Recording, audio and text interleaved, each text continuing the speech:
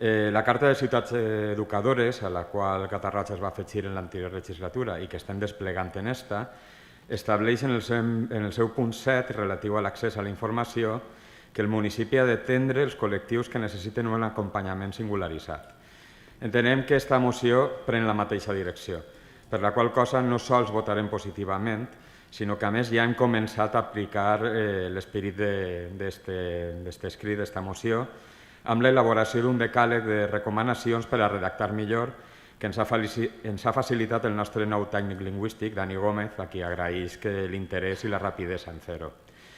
Aquestes 10 recomanacions tenen l'objectiu que els textos que genera l'organització siguin clars, concisos, correctes i ben estructurats, que en definitiva siguin més accessibles. Aquest és un primer pas, però ens comprometem a seguir treballant en aquest objectiu.